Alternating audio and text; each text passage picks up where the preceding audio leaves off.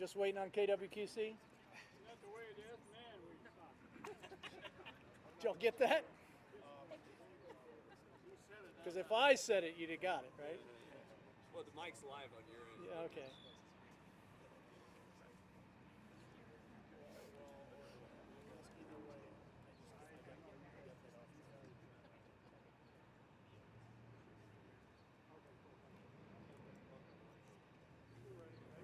Everybody good?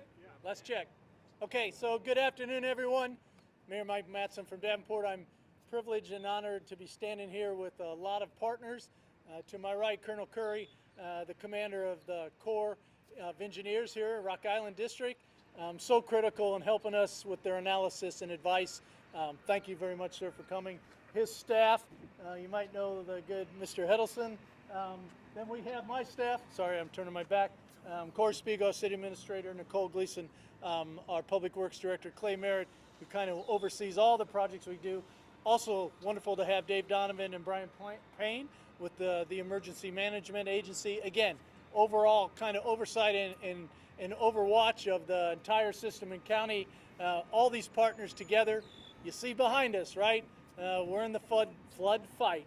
So you heard after 2019, a little leakage happened, big flood, potential for a decent flood again, but we had great, again, analysis from our friends from the Corps, gave us advice. What you see behind us, 2 deep, 1 tall, or 2 tall really, that analysis and forensic advice is being executed as we speak behind us. And all of that a credit to our City Administration and Public Works. 2.5 days, it's up, the pumps are there, West End, tons of pumps working, so we're ready for this fight. We'll see where it goes, but I just want to say I'm so thankful and proud to be part of an organization like Team Davenport, and I consider the Corps, our EMA friends, all of that part of the team that does this, that fights the flood, puts up the HESCOs, mans the pumps, Public Works folks, dedicated city folks that 24/7 keep this thing going. So that's kind of my opening. Proud of this, the partnerships, anticipating a big flood. We'll see where it goes, but as you see, we're ready. We rehearsed, we pre-positioned, we practiced, and set this wall up in 2.5 days.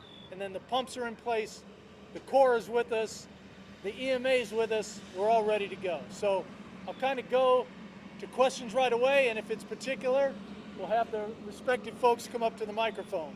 So, sir. Hey, Zach Smith, IPR News. You guys had a closed tour just a few minutes ago. I wanted to know a little bit about what you saw on that closed tour. Right, so we kind of just, all of us, examined what they did, quite frankly, right? And, you know, took an up-close view. I walked it earlier. I kind of do it every day, but impressed upon the analysis. And, of course, having our friends from the Corps, what do they see? Especially interested, right? But the credit to Ms. Gleason and Mr. Merritt, the public work folks, that, I mean, you could go walk it too, right? We just wanted to see as we're standing there, you never know ground truth, but I was impressed, to lack of a better word. What's different this year than in 2019? So again, I'll let them speak, but one HESCO tall, 2 wide on the bottom, 1 on top, reinforced, pumps in place, all that's there before this flood really gets anywhere close. Wasn't quite there then. So thanks again, I'm giving full credit. These guys giving their analysis. This is Colonel Curry from the Corps of Engineers. After that breach happened, we engaged with them to say, hey, what can we do better? They gave their analysis, they executed. Corey, can you talk about the cost differential for building you know, too high, or whoever? Sure. Like, 'cause obviously there's more stuff down here than there was last time. So can you go into maybe what the cost differential was? So Nicole Gleason, Public Works. The primary difference is going to be it's about double the amount of staff time. So as opposed to perhaps about a 12 to 14 hour build, we were looking at closer to like a 24 to 26 hour build. And then obviously about triple the amount of sand. Those costs will remain to be seen. Some sand, depending on floodwaters, can be recovered, some sand can't. So primarily the labor and material costs. Yep. Can you go over what else is different from 2019? Really, the mayor hit it right on the head. It's really that L-shaped configuration. As far as staffing, 24-hour shifts, pumping operations, that's all very similar. Move the forward, talk about what do we anticipate from the river itself? I mean, that's what you guys are watching. What do you know as of right now? Well, yes, sir. So again, my name is Colonel Jess Curry. I'm the commander of the Rock Island District from the U.S. Army Corps of Engineers. As we're continuing to monitor the water levels, we are expecting them to continue to rise. We maintain an operations center here at the district headquarters that continues to communicate with all partners and stakeholders, everything that we see. Stay very closely linked with the National Weather Service to be able to anticipate how quickly and how high the water is going to rise. Here in this particular area, we are expecting additional 5 feet or so to reach crest, and so we'll see that occur over the next week. So we monitor it very closely and maintain 24/7 communication with all those that need to know as the water continues to rise. Anyone else? Questions for any folks? Yeah, one more for you. Hey, can I get you to spell your first and last name into the mic? Yes, first name Jesse, last name Curry, Curry. What flood stage is the current temporary barrier capable of handling? What have you guys prepared for? At what point in time will we need to begin making other plans? Right. So where we currently stand today, I believe we're in between 17 and 18 feet today. As we expect it to rise approximately another 5 feet. This barrier is built to withstand that level. So that puts us around 22 feet. I'll ask Sarah to make sure I get my numbers correct on the total. But I mean, ultimately, the mayor's comments were very important to say this is a flood fight. We continue to watch as the river runs. A lot of water, very powerful, as the city has found out historically a number of times. As we continue to monitor, we'll be maintaining our partnership and maintaining our cooperation to respond and to react to things as they occur over the next week and a half. Thank you. Will more HESCO barriers need to be put up like around the village area other than just right here? I can take that one. So as you noted, there are a couple additional areas where we do place temporary barriers. They are placing them at Union Station today. Should the flood projection get to that 22 level, we would plan to put them in at the East Village as well. And another key thing I did want to note is the River Drive detour is going to be changing daily right now.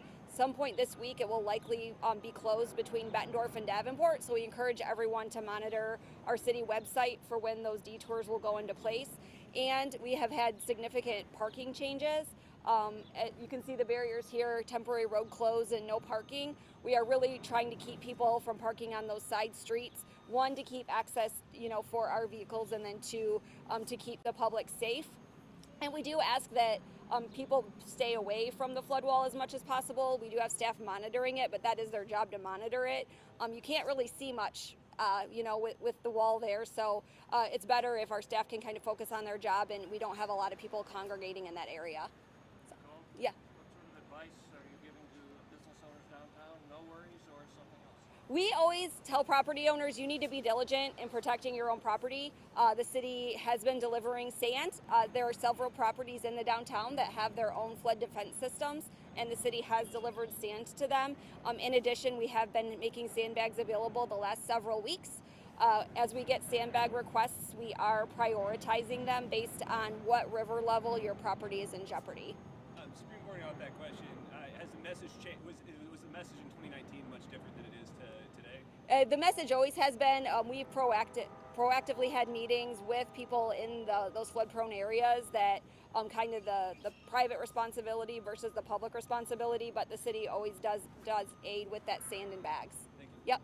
What level is this flood wall up to? So right now I would say 23 to 24. At some point in there, that would be a record. We don't know where other potential low-lying areas may be impacted. So as the Colonel mentioned, it will be an active monitored situation. Yep. One of the Corps' recommendations was,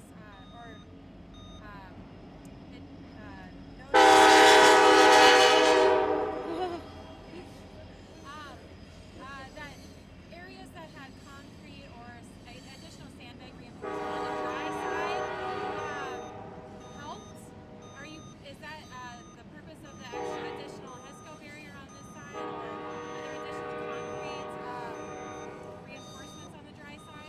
So there are buttresses. Is if you would see, you can see where there's areas where there are cement blocks in very specific areas. That may be what you're referring to. Yeah. The city says it's being proactive for the flood. Why is it waiting until 22 to start putting up barriers Near. Oh, well, again, once we put up barriers like that, we're manning them 24/7. So it is a resource requirement. And we know that we can set those barriers around the East Village in around 6 hours. So we just really man it based on our staff and the time requirement.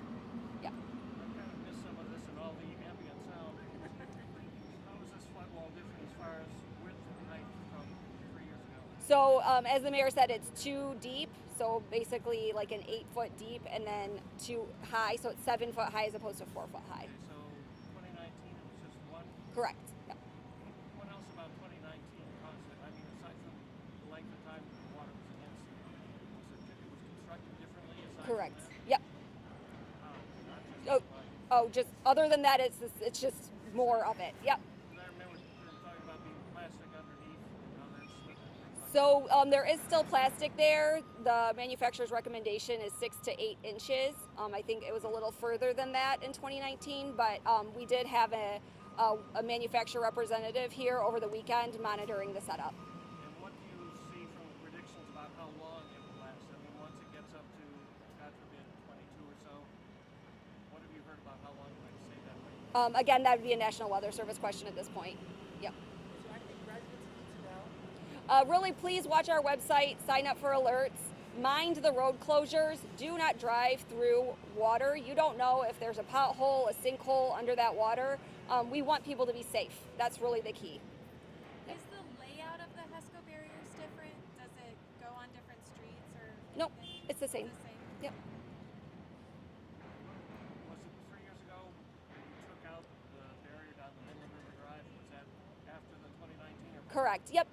So we did remove one of the medians. That enabled our crews to really get in and around the construction area better.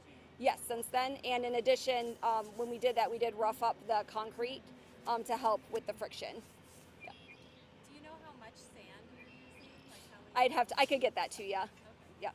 Couple buckets. Yeah, a little bit. How's the confidence factor for the city? I mean, I know you can't predict everything, but where we stand now and the lessons we learned, how confident are we in this fight? With the current setup, I'm very confident. The one thing you can't be confident in is the rain, right? So just as long as the rain comes in as forecasted, I feel very highly confident in the setup. Yep. How many hours a day are crews working? Right now we have crews on 24/7 shifts, so 12 on, 12 off, monitoring pumps and the wall. Yeah. Where are you pulling from? Are you pulling from parks and every It's- temporary, or is it strictly just your department? It's primarily our sewers crew right now, and then for the wall construction, it was our streets crew. Is the plastic over the barriers any different? I know there was a concern about opaque versus clear plastic, maybe not being able to inspect the. I believe it was clear before. It's similar. Yep. Anything else? Anybody else? So as you see, I'm very proud of everybody that's working. I said that already. I'm going to say it again. And a lot of your questions were going, what's different? What's happened between 2019 and here? Pre-positioning, practice, rehearsal, understanding the analysis with our friends, and then taking those lessons learned and executing what you see, right? A lot of the questions, how big? Well, now it's bigger. And we took that analysis and built this. We made sure whatever was connected and where the break was that we reinforced. So all those things are in play here. Confident, we'll see what happens, right? Again, as you heard everybody say, if we get a day like today for the next couple weeks, maybe not so bad, right? So if there's nothing else, Sorry, I have one more question. For the Corps, do you guys do any inspections of the HESCO barriers, or how are you looking at the Davenport's plan?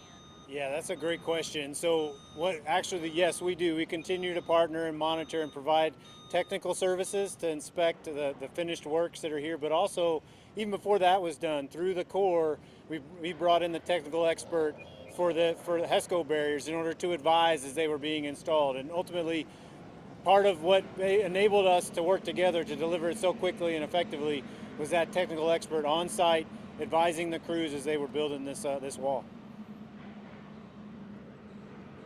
Thank you, everyone. Appreciate you coming and covering.